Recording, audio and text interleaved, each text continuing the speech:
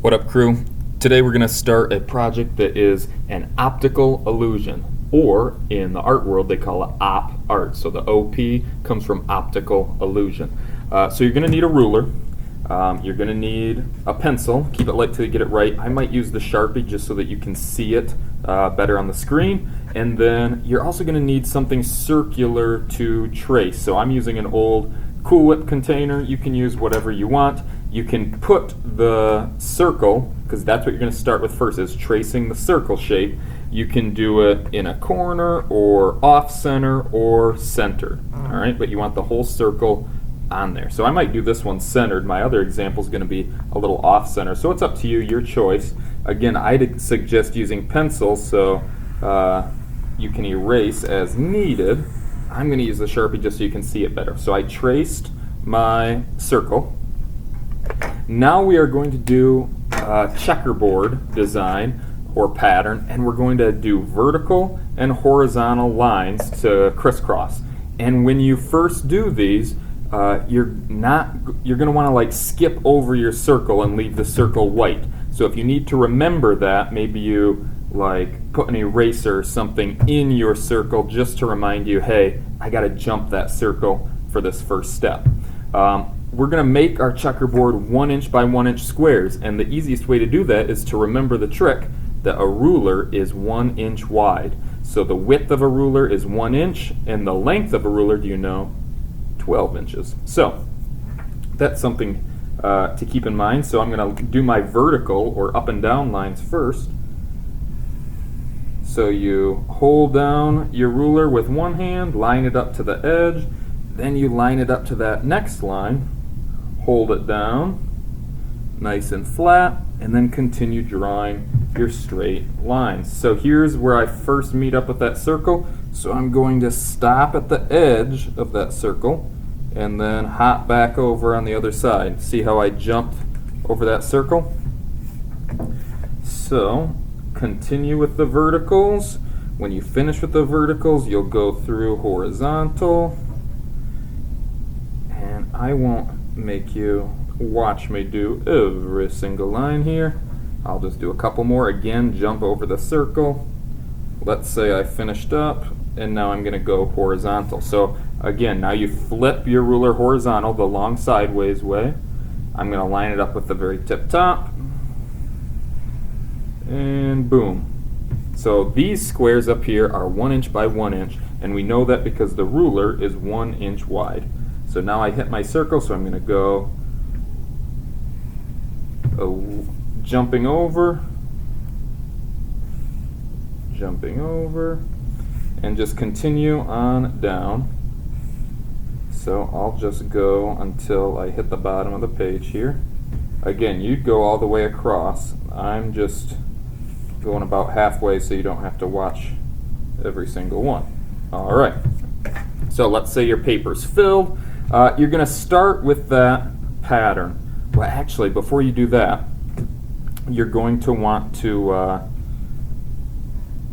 fill in your circle. So the circles, the optical illusion, is the idea that your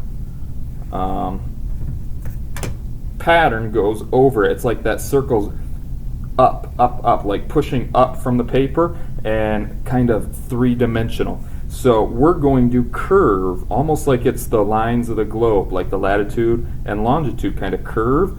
We are going to curve as well. So if we were this line connecting all the way across, we would curve around. So it's a gentle curve. Notice I'm not using a ruler because we don't want it to be straight. We want it to be curved, and our ruler would make it a perfectly straight line. So I'm going to curve this mark around here, and then this line connect, and it's curving, and this one's kind of tough because it's the very bottom of my circle. So those are my horizontal lines curved. Now we're going to curve outwards, like as if they were like the longitude on a globe, and I'm going to have two that are curving to the left and then two that are curving to the right. So it's almost as if I was split down the middle like the prime meridian on a globe. I'm going to curve toward the left and connect to this line here. Then the next line over, curve around, boom. This line would curve here. This line would curve here. So we have our straight vertical and horizontal lines kind of in the background, and then we curve inside the circle without a ruler. Some curve to the left, some curve to the right if you are doing your vertical lines connecting, and then your horizontal lines connecting all curve kind of down and across like that. Then you can pick a color. You could use black if you want to do your pattern. I think I'm going to do red. So if you want, you could put a dot in every other square to help you before you moved on. So like, okay, I did red here, so white here, then red, skip, red, skip, red. And then you also got to make sure you're remembering your circle as well. So you would fill in, let's say that was my square. You would fill in as best you can, kind of keeping inside the lines. I'm using a marker. You can fill in your squares any material that you have. You could use marker, you could use colored pencil, you could use regular pencil, you could use pens, crayons, you could paint them, really whatever you want, but I'm using these markers. I think they work pretty well. So you want to keep that pattern going even inside your circle. So if this one's red, this one's white, this big weird shape, because the circles, they're not perfect squares anymore. They're kind of like odd rectangles. And then my pattern continues here.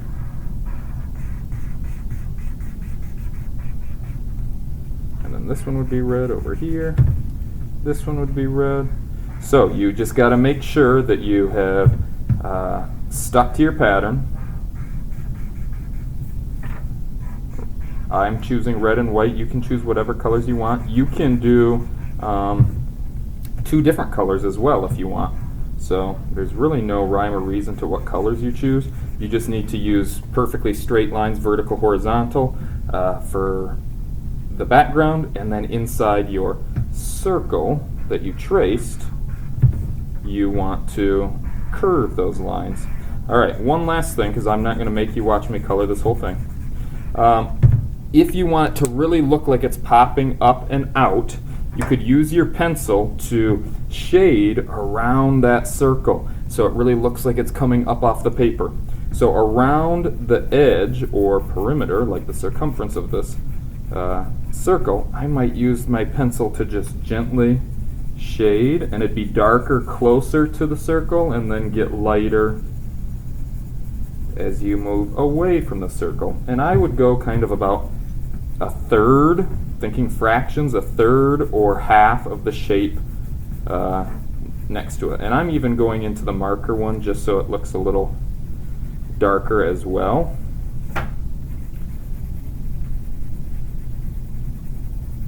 And then you could blend it with like your finger or a Kleenex, or I have this little blendy tool that I can just kind of lightly blend.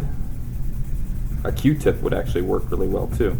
If you wanted to just lightly blend the perimeter, the outside edge of that circle so it really looks like it's popping up and out. And I will show you a finished one. See, that's already starting to look like it's popped out, and I haven't even finished coloring the pattern there. But I'm going to show you this teal one that I have. So I kind of have a red one going, and then I have this finished teal one. I even mounted it onto a black paper afterwards because I really thought that looked nice to have a frame. So again, I did the exact same steps that I showed you at the beginning. I used a pencil and a ruler. Well, first you got to trace your circle. I use this Cool container. And then your verticals, and you jump over your circle. Then your horizontals and jump over your circle. Then you curve inside the circle. Then you pick a color for your pattern. And then I shaded with the pencil and my blending tool. to achieve an optical illusion. So it looks like it's something behind it pushing the paper up and stretching it out and causing a shadow, almost like an explosion in the paper. Cool optical illusion, op art. You can look up other famous op art where it kind of tricks your mind and tricks your eye. Very cool stuff. So I hope you enjoy using some math and ruler skills and creating your pattern and also creating an optical illusion to fool your audience, your viewers. So show me what you got. I can't wait to see them. And until next time, adios amigos.